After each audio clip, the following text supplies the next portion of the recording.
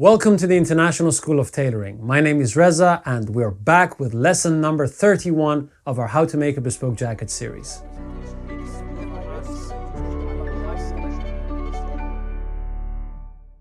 In the previous lesson, we constructed our undercollar. It's now time to put that undercollar onto the neckline of our jacket. As you've seen in the theory of undercollars, the collar is one of the most complicated components of our jacket. But it's not complicated because it's difficult to put on, as you'll see. It's complicated because we have to bring the making and the cutting harmoniously together. So, first, I'm going to talk about 3 factors that you have to understand for successfully putting on your undercollar. After that, I'm going to show you how to do it. Are you ready? Let's begin. As I mentioned, bringing the cutting and the making together requires us to understand 3 factors. Once you understand these 3 factors, you can put on any color and correct colors that have defects in them. So, what are these factors? The first factor you have to understand is that the color that we're going to put on our jacket is not an extension of the jacket, it rather sits on the jacket. So, what do I mean by that? Imagine we have our mannequin or our body here. This is the neck, these are the shoulders, and this is the body. The first thing that we do as tailors is to fit the body of the jacket to the body of the wearer. So when we do that, we bring the neck as close as we can to the neck of the wearer and make sure that with all the manipulations and all the alterations that we go through, this fabric is sitting and reflecting the shape of the wearer, okay? Once we have that set, the collar simply sits on top of that fabric. So you should not think that where the neck circle ends, the collar begins. Instead, we grow the collar on the neck of the wearer with the fabric of the jacket and just cover it with an additional layer, which is going to be the component of the collar itself. So if I have to illustrate that, it's not a matter of here ends the neck circle, here continues the collar. It's a matter of this entire thing is the shoulder and the neck, and the collar just rests on top. The brown line is the fabric, the green line is the collar, okay? This is extremely important to understand because if we want the collar of the jacket to fully grip the neck of the wearer, that's what we have to do. Many tailors, unfortunately, choose the former approach, which always creates gaps and, from the back, from the side, not really good. The second factor that you have to understand is that if we have a jacket, let's say this is our finished jacket, super elegant, super stylized, bespoke jacket, we have 2 break lines. One break line is the break line that we have on the collar itself. The other break line is the break line that we have on the lapels.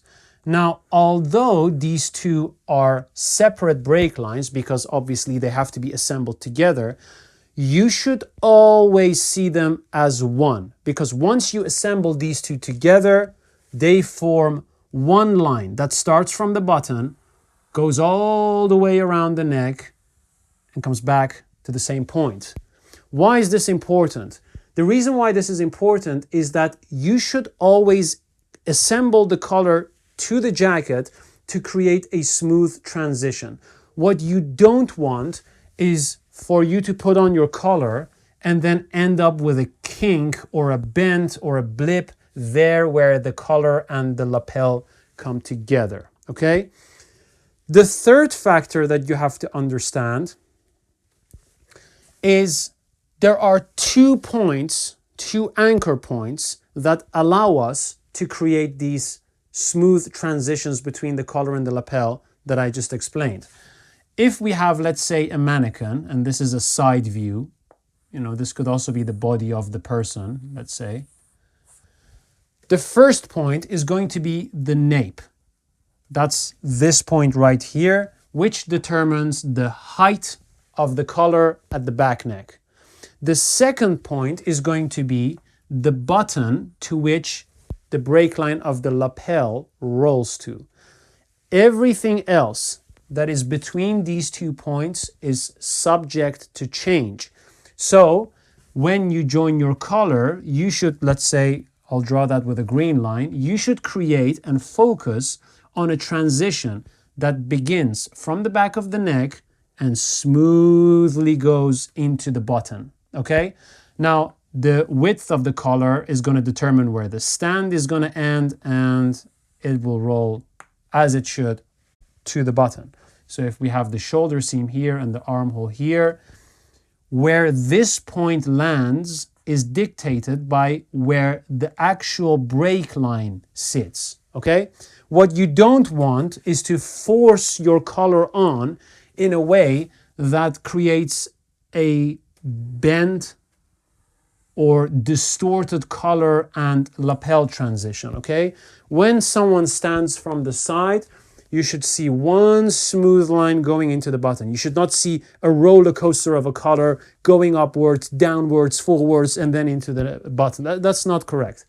Now, to get all of this correct and to bring them together in one harmonious effort, we have to sometimes make adjustments to the mark stitches of our pattern, okay? To the markings of our pattern. What that means is you have to deviate from the mark stitches that your paper pattern initially drew on your fabric. Why? Because your paper pattern is just a flat image. Once you strike it out on fabric and you stretch it out and you manipulate it and you assemble it, it doesn't sit on your body as the flat version does. So during makeup, you will have to think about these transitions and make sure that when you assemble the various components, they actually blend together seamlessly, okay? This is very important. Now, one thing that you may find interesting, the changes that we make during the makeup are not always transferred on the paper pattern. Why? Because they are small changes, they are corrections of lines. If you bring those changes on your flat paper pattern, you are changing the pattern that after all the manipulations gave you the perfect fit. So if you change the pattern and then you put on the manipulations again, you are going to have a different result than your perfect pattern gave you. Now that I've talked to you about all of these things, let's see how it actually works on our fabric. Take your undercollar. Depending on how you've kept it, it might be wrinkled, it might be smooth. If it's wrinkled, just allow it to be as it is. Take your iron and gently iron it smooth. Do it from both sides. Now, what I want you to do is to slightly spray some moisture on your collar, tap it with the iron, and now just try to bend it as natural as possible. So don't force it, don't shape it with the iron, just bend it, okay? Tap it with the iron again, turn it around, tap it with the iron again, and curve it a little bit more. Now, we are not going to need all this curve, but what we are doing here is we are reducing some of the flexibility that this edge of the fall has, which is on the bias. We are doing that by naturally stretching out the material without any force. If we stretch it out too much, you may think you're really cool because you're shaping things with the iron, but you will have to eventually compress a lot of it back. So if you have something like this in front of you, and if you need some specific indicators of measure, we could say connect the points and you measure from the center. That's about 3.5. Now, this is a very irrelevant measure in terms of construction. I'm only showing you this so that you have a better reference of what I have in front of me in terms of a curve. But again, depending on what color pattern you're using, whether it's our pattern or your own pattern, it might be different. The main thing that you have to understand is this has to be curved in a natural way. We are not trying to stretch this area with the iron forcefully and distort the color, okay? So once your color is at this stage, put it aside and grab your jacket. The first thing I want you to do is to place it so that you are looking at the gorge or the inlay of the gorge, that's this area, and trim away very carefully all these fraying bits. The reason why I'd like to do that is because it gives us a very crisp edge and it allows us to examine the work a lot better. It also looks a lot cleaner if you're doing this for a client because everything is tidied up. Now, if you can't see anything from this side, well, that's fine. Flip it over and see if there is some canvas or some fraying parts here. And very carefully, without cutting anything away, just trim away these small parts, like so, okay? Now it's time to baste our undercollar on. How you position the jacket is important. So what do? Take your jacket and grab it by the shoulder seams, lay it on your board, and move the jacket upwards so that you roughly have the back pitch of your sleeve or the back pitch of your armhole visible. That's about, a hand's width or a hand's length of back visible. Your entire shoulder pad is more or less laying flat, okay?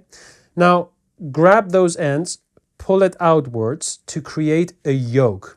Imagine this is a shirt yoke, okay? And it's important for the back to lay flat.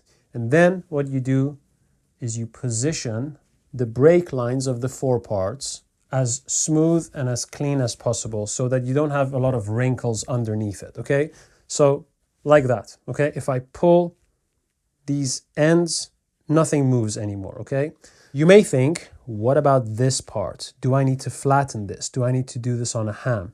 No, you do not need to do that. This is a consequence of two things. One, the hollowing of the seams that we have done, which has created this saddle-like effect, which allows the jacket to go up into the neck, and some of the stretching that we have done on the back neck and the front neck, okay? So this indicates that this jacket has been shaped as a body, so shoulders, neck. One thing that you remember we did was when we were marking the armholes, we had to slightly deviate from the position of our mark stitches. Why did we do that? Well, because we had hollowed out the seams. When you bring hollowed seams together, if you look at what my hands are doing here, the angle changes when they are joined together. So the armhole came to a point right on the shoulder seam, and the same thing is pretty much happening, if I just flatten this out, in the neck area. Instead of creating one smooth line, which our pattern has before the hollowing out of the seams, it now comes to a point.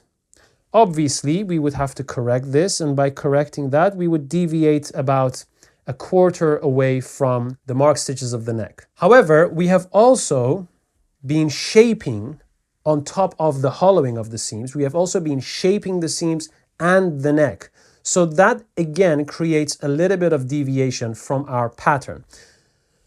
On top of that, we have also taken our collar and we have shaped that as well. Now, if I take the pattern on which my collar is based on, let's say this pattern, this is the pattern from your purple box, you can see that if I align the center back of the collar, this curve is not the same as the curve I have on my pattern anymore. Even if I try to match it, obviously I'm deviating from the center back, even if I try to match it, it's still not the same curve anymore. So our collar has been manipulated on top of the pattern as well. Now, that doesn't mean that our work has become less accurate. It just means that we have done the things we have to do to create the shapes necessary for our materials to cover our body. However, what we have to do is to understand how these changes have to be corrected and accommodated for against the current mark stitches. So that means we have to deviate from them slightly. As I said, the deviation on the collar happened with the shaping of the iron, and the reason why we curved it a little bit more was to take some of the give away from the edge of the fall. So how are we going to proceed, and what do we have to do? Well, thread your needle, make a knot, and what I want you to do is to start positioning your center back seam on your felt collar against the edge of your mark stitches on the center back.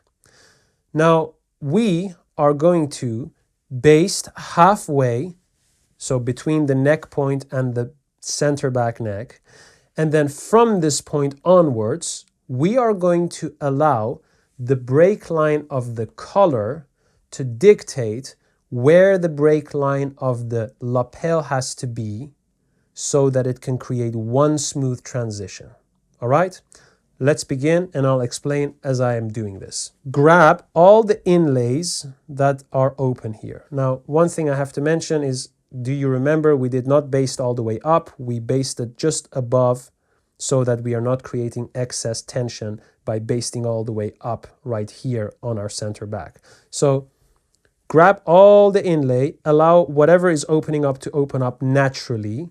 Align your center line, center seam of your undercollar with the center back of your jacket.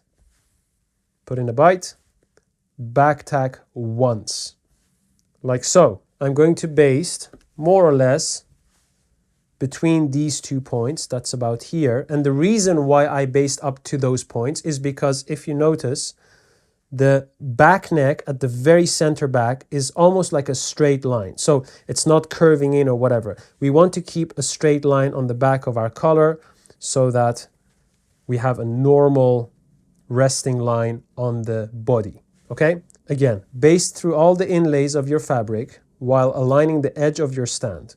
My stitch length is about 1/4, and my bite size is also about 1/4.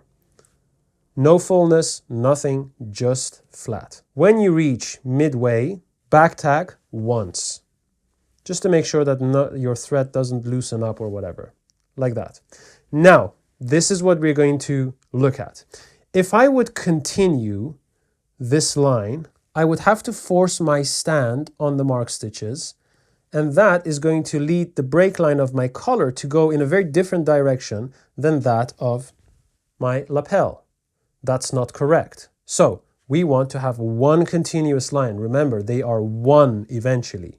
So what I'm going to do is I'm going to allow the collar to just rest as natural as possible, just like that, okay?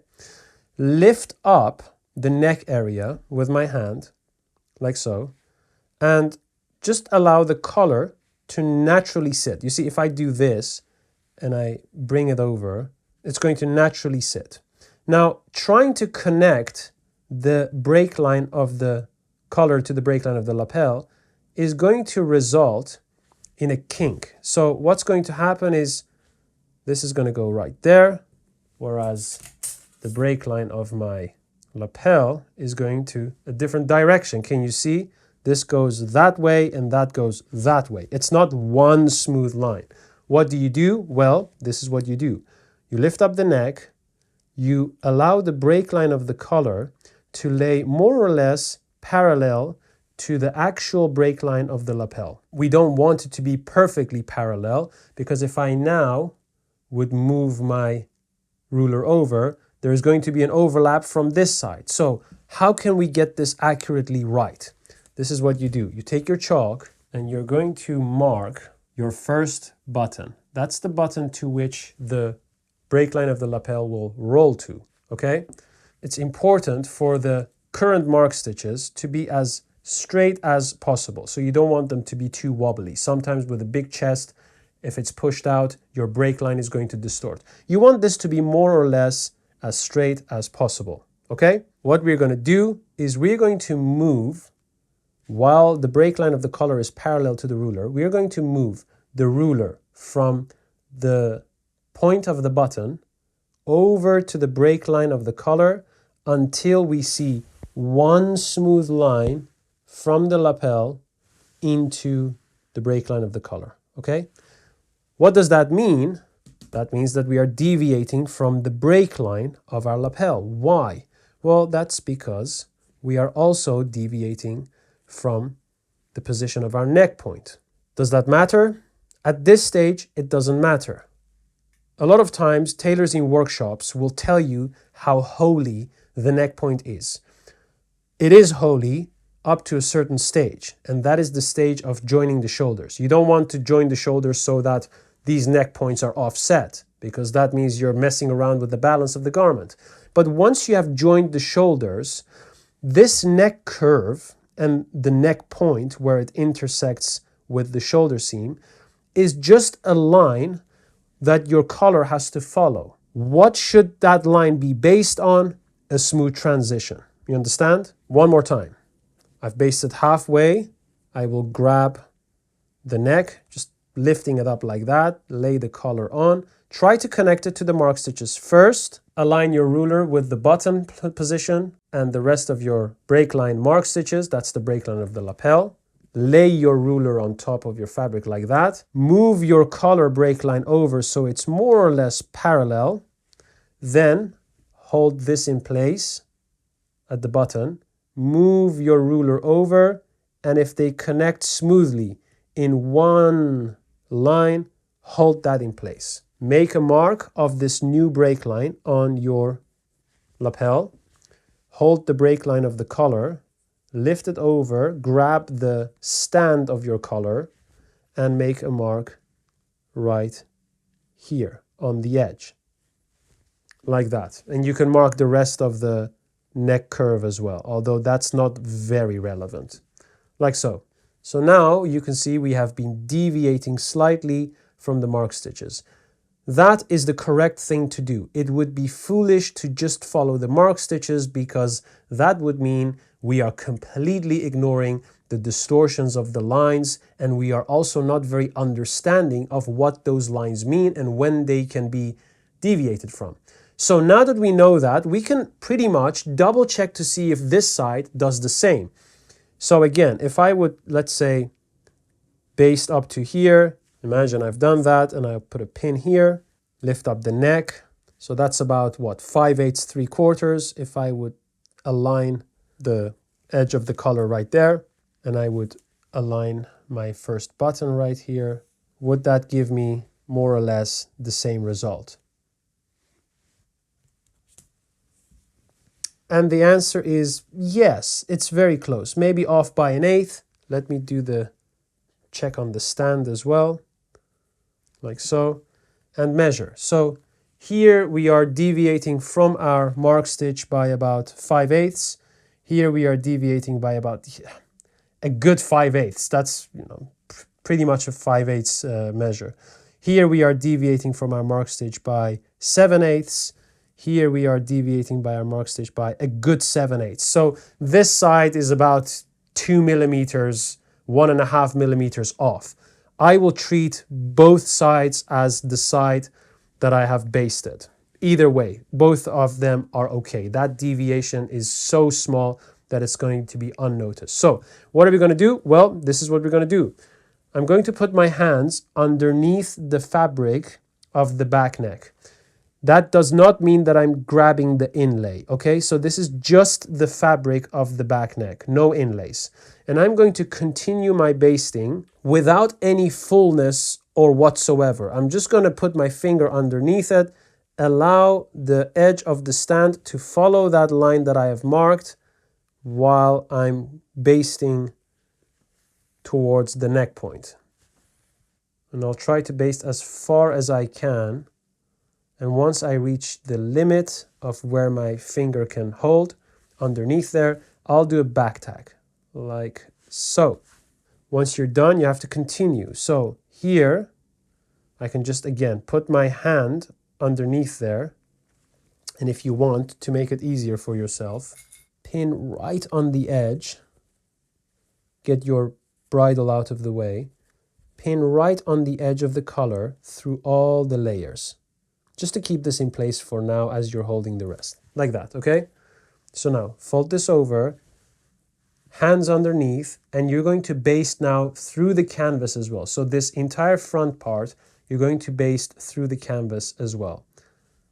Same bite size, same stitch length, same distance from the edge. That's about a quarter distance from the edge. Notice I'm not fully basting it flat, but neither am I putting this on a sleeve board or something else. It's just naturally on my hands with a gentle bend, okay? Now you can, if you want, turn this over to make things easier for yourself, since we have already marked everything. So once you get to the break line of your undercollar, remove this pin, baste this up, and then baste up into the break line, the crease that you have of your undercollar. This is just a normal running stitch, but then done backwards. The type of stitch that you do here is not very important. And just stop about an inch before the neck point. Back tack twice. We will have to fold the actual lapel over the new edge. This means that our break line is not cut exactly in the correct position where our horsehair and our domette is. Normally, what I would do is I would ignore that. I would still carry on basting, just force that against the edge, do the fitting I have to do, make sure it's pressed well, and then when I get to the last fitting, I will then make sure that I mark exactly where my making break line would be. So that's the deviated one from the final pattern. And then before I get to rip everything apart, make a mark of that so that during the makeup, you yourself or your tailor knows exactly where to trim this break line to. At the moment, I'm not going to change the break line because I want the horsehair to end up in exactly the right place whenever we get to finish the jacket, okay? And this is what I do during all my fittings for my own clients as well, okay? So that's one side. Let's do the other side. In case you're doing the other side and let's say you're right-handed, I would encourage you to learn to stitch with your left hand so that you can perform the same stitch to the other side, but you can also just do a padding stitch going up like that. I don't recommend to do a back tack with every base that you do because you need to sometimes take this off during the fittings and you don't want to make it any more complicated for yourself. So no need for a back tack. We already have one there. Just follow the mark stitches for now until you reach halfway the back neck. Once you reach halfway, back tack. Align with your markings. I will use the 5/8 here, so that's a little bit further in than what I originally marked. So both of them are the same. I can put a pin right here. Get your bridle out of the way. We are only catching the cloth as we are basting on the back neck, not the inlays. Once we get to the neck point, we'll just do a back tack to keep things in place. And then from here on, we can just baste through all layers, and that means the canvas as well, but just keep the bridle out of the way. Back tack, baste up, and just before the neck point, just about an inch or so, stop and back tack again.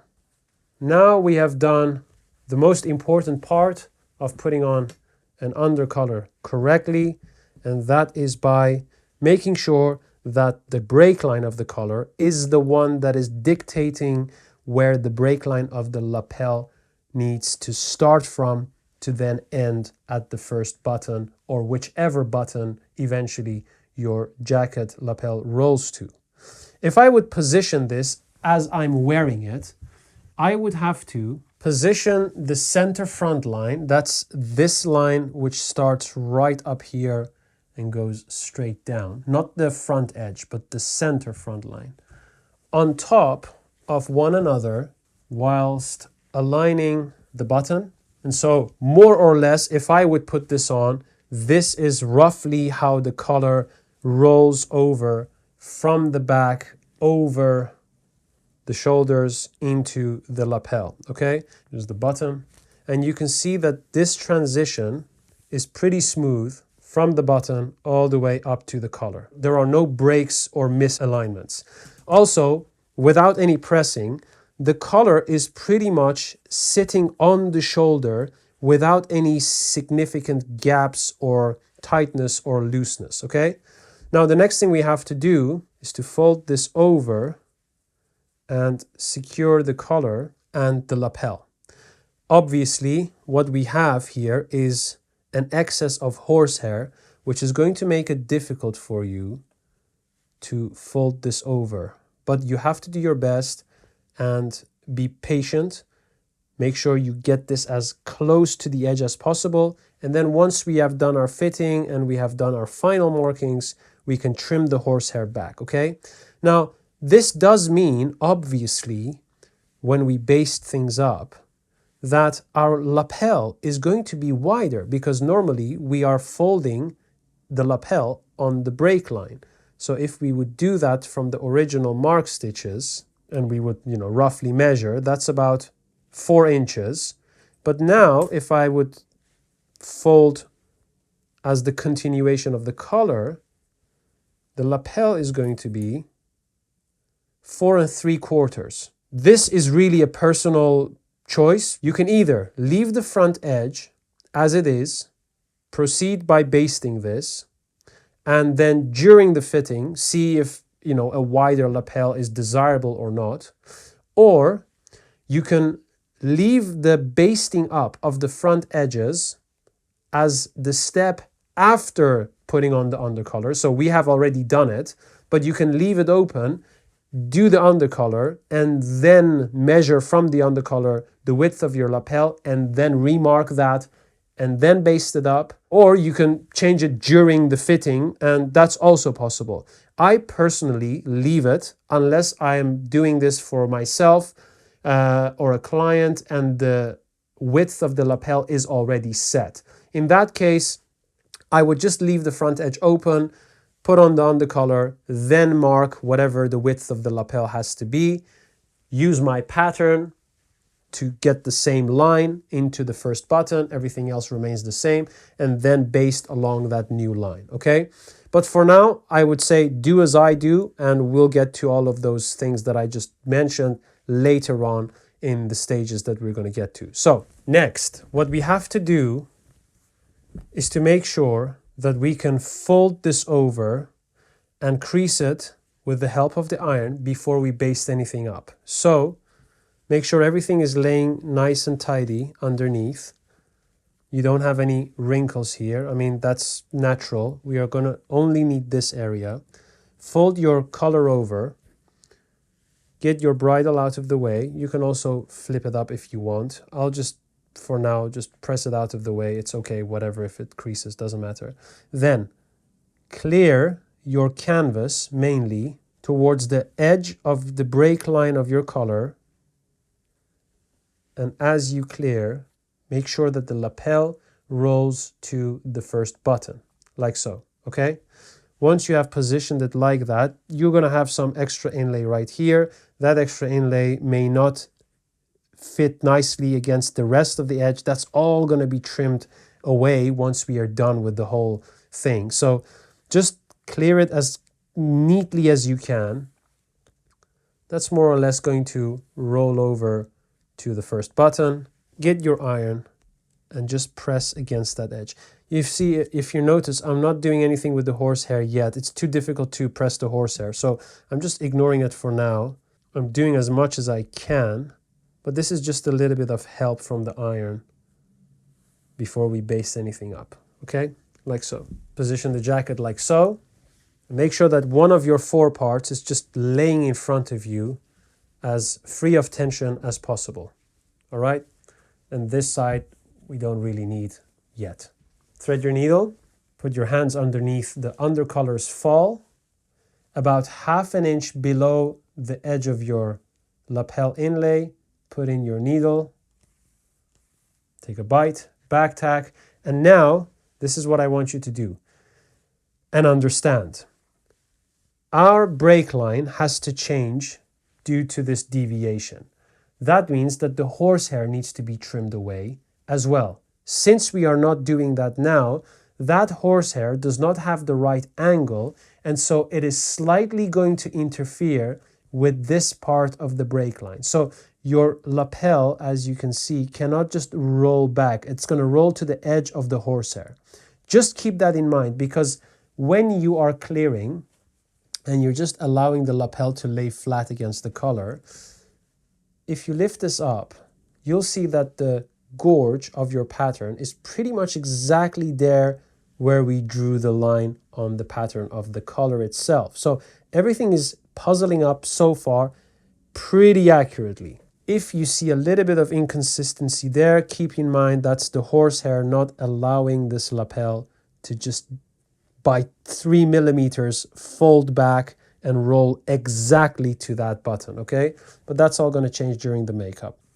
As you are clearing, and make sure that everything is cleared right and neatly against the edge of the break line of your undercollar, baste with a stitch length of about 1/2 inch, bite size quarter, all the way to the edge of your fabric inlay, back tack 3 times, and that's that. There's a lot going on here, so you're probably going to be confused.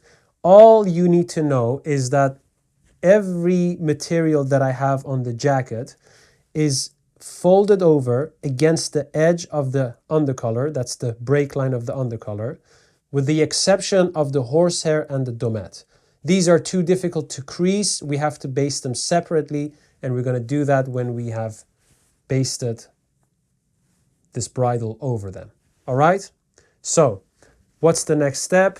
This is the next step. Position the jacket so that everything is just flat on one side, like that. And you can see more or less the crease line of your undercollar going into the jacket. Next, what I want you to do is to thread your needle, make a knot. As everything is flat, just as it is, don't clear anything, just let it lay as it lays. Baste through all layers about 1/4 or 5 millimeters away from the edge of the domette, so that the horsehair is forcefully held over the edge of the break line of the collar. This means that during the fitting, it's not going to pop back as you saw it do, and it's going to keep things in place. Later on, all of that is going to be cut away. Back tack twice, and then make a knot again. Now, you can, if you want, just baste the bridle all the way up.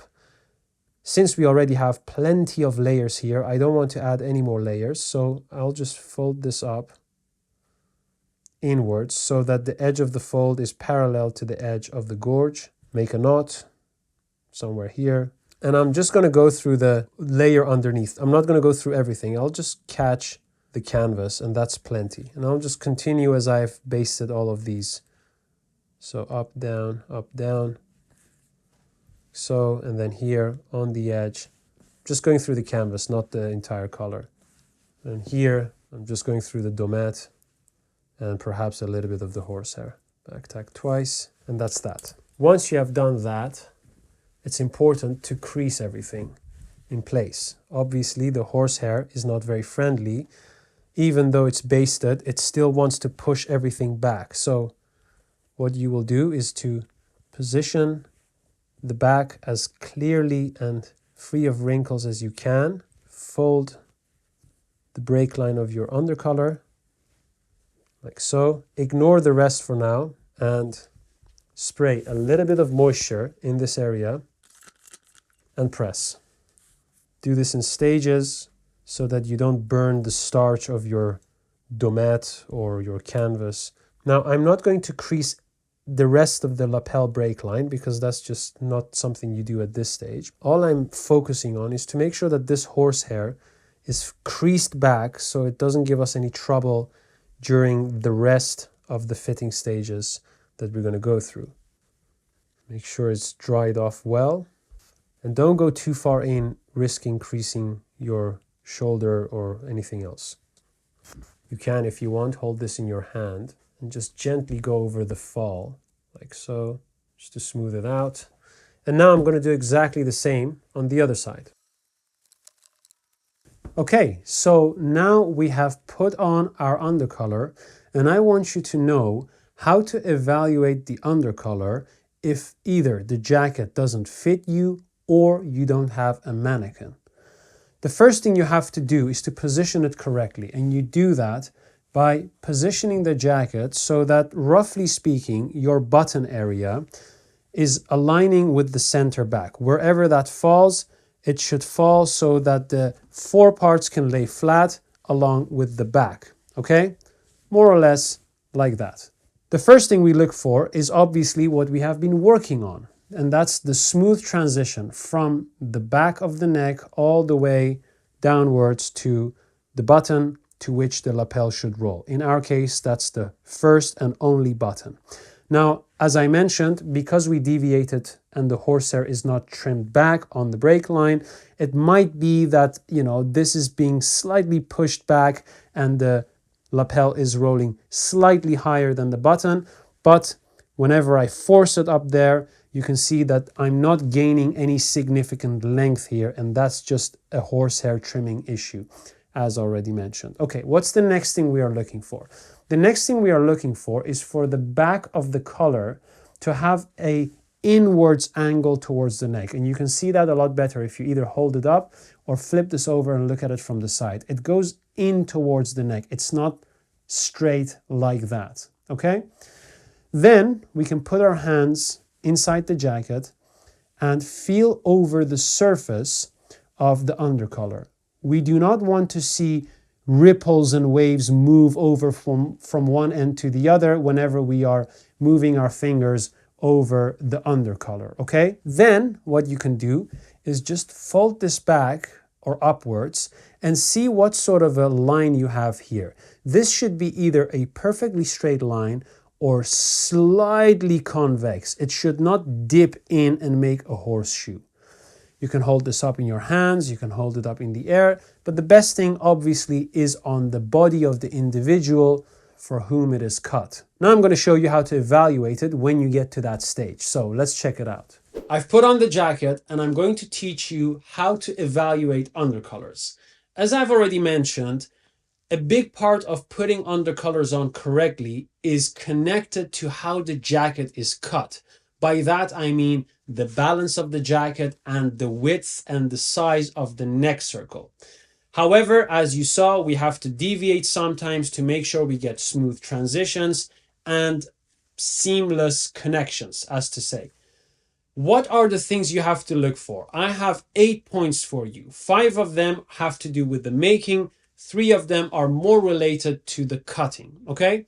So let's do this. Point number 1. When I'm going to turn around in a second, you're going to see that the collar is sitting on my neck and it has a convex shape to it. It's not dipping in and concave and round like a horseshoe. Have a look. So, like this, and not like this.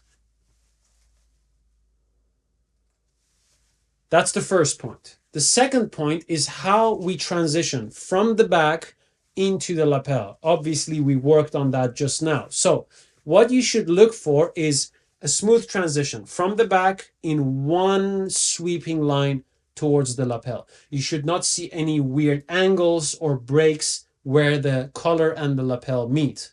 Naturally, that will flow into the first button. And although we haven't trimmed back the horsehair after we corrected the break line of the lapel, it's still pretty much rolling to the first button. If it doesn't do that, and that's because you haven't trimmed back the horsehair, don't worry about it. If you go through the process that I taught you, you should be fine.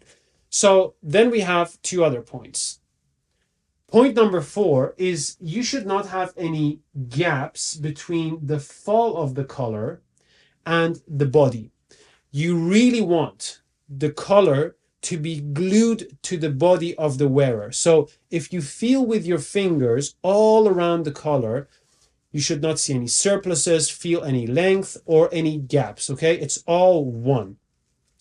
Obviously, if you take the brake line, and that's point number 5, if you take the brake line and you pull, you should not see the collar moving a lot. If you see the collar move a lot, it means you have a lot of surplus there, or something is put on with fullness, or just in the wrong angle. Also, if I take the edge of the lapel and I just give it a tug, I mean, I'm not yanking it, right? This is an open edge. So I just give it a tug. The color doesn't move that much. These are all good signs that the color has been cut properly, shaped properly, and basted on properly. So those are the 5 points that are really more to do with the making. The last 3 points are more to do with the cutting. So point number 1, that's the 6th point. So the 6th point is, if I stand sideways, one thing you'll notice is that the collar at the back has a forwards angle towards the neck. How did we achieve this? You should know this because you have probably watched the theory of colors. We achieve that effect by curving the break line of our undercollar. When you wrap that around itself, you create a cone-like cylinder, okay? So if I try to get this color off, it says, no, I want to come back. And so it's going to keep on gripping my neck. So have a look. This is a bit of fun. You see, it doesn't want to, it doesn't do, you know, when I do this, it doesn't do that and then stay there. Partially, that's to do with the balance of the garment, but also how the neck circle is located on the back and the front of the jacket. So if I do this, it stays there. Point number 7 is when you pull the shoulders apart, your neck circle should not have any gaps between the fabric or the collar and the neck of the wearer. So check this out. When I pull, and I'm pulling hard now, nothing moves. That's pretty cool, man. If you see gaps and this happens, that's rubbish. That means that as soon as the person is going to button up the jacket and move around, you're going to see all these gaps and it just looks very, very amateur. So, okay, no gaps from the sides. Everything is just holding the neck as good as possible. The last point, the 8th point, is when you button the jacket, you should not see any gaps in this area or any gaps between the collar and the neck. So sometimes when jackets are swinging outwards and you close the jacket, as I said, the break line of the collar is one with the break line of the lapel. The lapel will swing in, and that swinging in will then create extra length, which then will make the collar stand away from the neck, okay? So we don't want that. If I now close the jacket, which I have, and the jacket is balanced properly, I can move my arms upwards, wave. I can do it from the side, wave. And all you see is that the collar of the jacket keeps on gripping my neck. Even if I do this and it goes above the collar of the shirt, I can feel it moving onto my neck, okay? That's very important. Again, it's a cutting issue, but you should be aware of it. So now you know gold to evaluate undercolors. You might be wondering, what would have happened if we just blindly followed the mark stitches? Well, let's have a look. If we had just followed the mark stitches, we would, just as we did, create a yoke, straight line here, position everything as neatly as we can so that we can see the break lines of the lapel moving towards the back neck. And this length here obviously is for the neck, so we leave that as it is.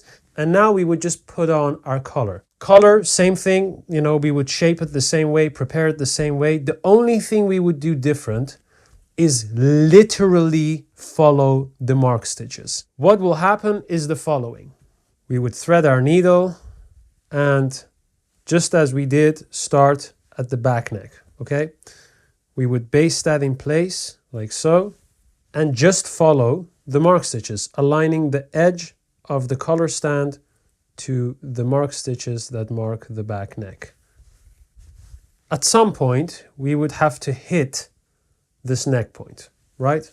So if we baste up to the neck point, which as I mentioned is not a sacred point for the collar per se, we would notice that the collar, the break line of the collar, is going in one direction and the break line of the jacket in another. Now, in the lesson on shape by angle, I explained that sometimes we intentionally change these two angles so that by the time that this is forced back to the break line of the lapel, we have some excess length here, which in some cases, in theory, would accommodate for the shoulder shape that we have right here.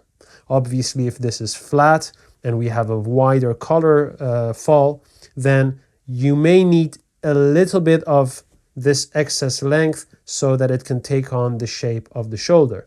In our case, our fall isn't that wide. Therefore, there is no point in having that much excess, or any excess if you ask me, to accommodate for the shape of the shoulder. What would happen is we would then have to force this entire area back to match the break line of the lapel. Now, one thing that it does is it creates this break here that I talked about, plus it creates a lot of surplus on the fall, plus it creates this massive amount of length on the stand. Now, this is where you have to pay a lot of attention. Let me pin this in place. You know, sometimes people say it makes sense to do this, or this is just logical. Here is where the logical is not logical at all. Maybe you're going to look at this and think, well, if this is going to go over the shoulder, isn't this length accommodating for the relative layer length, which demands then in our case the collar to be longer than the jacket so that it can go over the shape of the shoulder? And I would say, no. First of all, the collar is cut on the bias. It has plenty of give to have that flexibility. Plus, having a lot of ease in your collar, which is on the bias, will only encourage the collar to stretch more in the long run. Now, we have already stretched this area manually ourselves, but we don't really want it to stretch any further than necessary throughout the years. So maybe you're in a workshop and you're doing this on your own, or someone is teaching you and they are saying, well, you have to put fullness in this area of the collar so that it can go around the shoulders. And I would say that's not very correct. I'm going to put this together now, then we're going to compare, and then you'll understand what I mean. I've just matched the break line of the collar to that of the lapel, forcefully, obviously. Here you can see it continues into the mark stitches of the lapel. I will pin that in place carefully, not catching my bridle, and distribute this fullness as evenly as I can. Like so. Now I will do the same on the other side, baste the rest, put it on, and then we'll compare.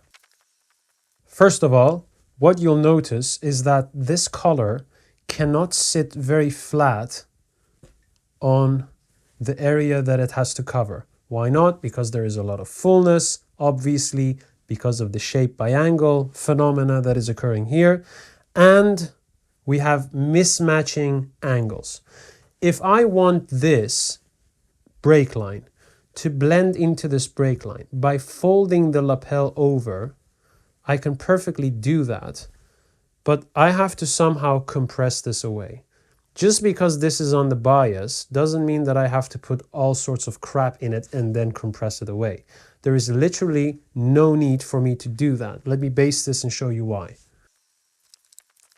I haven't pressed anything because I think it's important for you to see this unpressed so that you can see everything that's going on. Because if I press things, this is to some extent malleable, and maybe temporarily, especially in the video, things are going to be hidden and you won't understand the difference. I definitely encourage you to do this as well so that you have a better understanding how it looks at your end.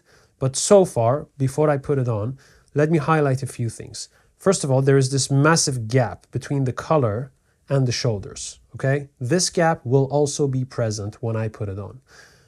The other thing is the break line doesn't easily want to roll towards the button, even though I have basted the lapel to the collar so that the lapel would roll to the button. The reason for that is because obviously we have a lot of surplus, which has created a lot of surplus here. For this surplus to then flatten and just sit flat against the shoulders, it all moves the break line to a very different direction.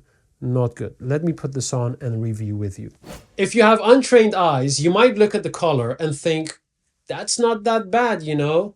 However, there are 3 points that I want you to notice and train your eyes to detect not only in your own work, but that of others so that you can fix them in case they occur.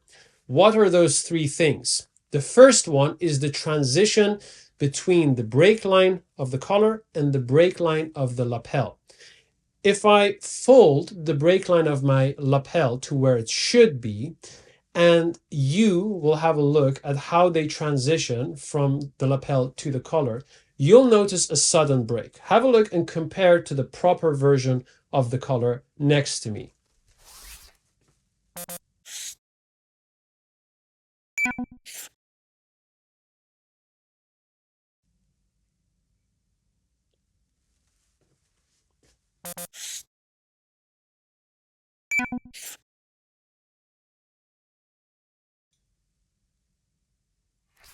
Okay? Now, the second thing is if I take my fingers and I'll just run it along the edge of the fall of the collar, I notice a massive gap. If I turn around, you'll see it a lot better. Again, compare with the proper version.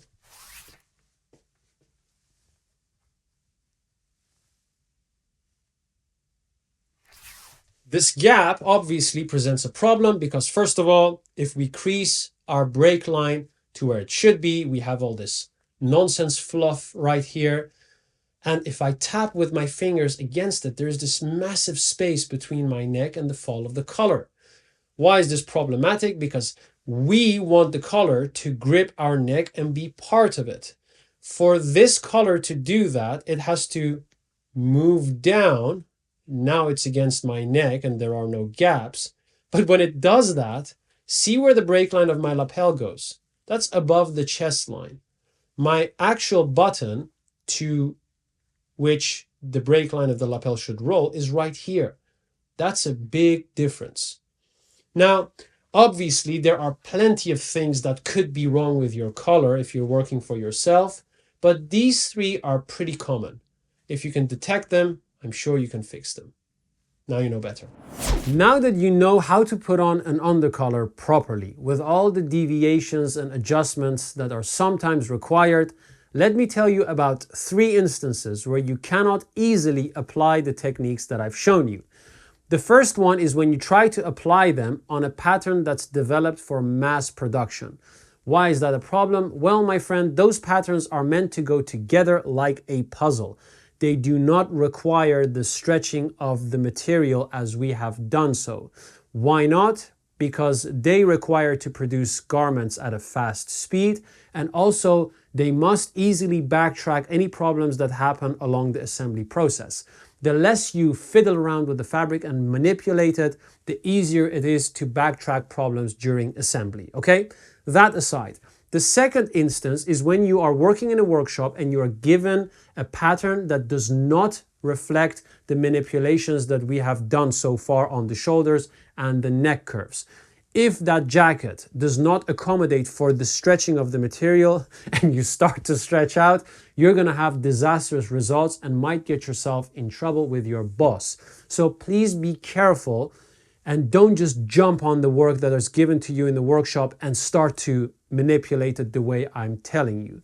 The third instance is when you don't have a say in whether a line has to change on the pattern or not. So in other words, you don't have the permission to deviate, for example, from the neck point or the break line that is currently mark stitched on the jacket given to you.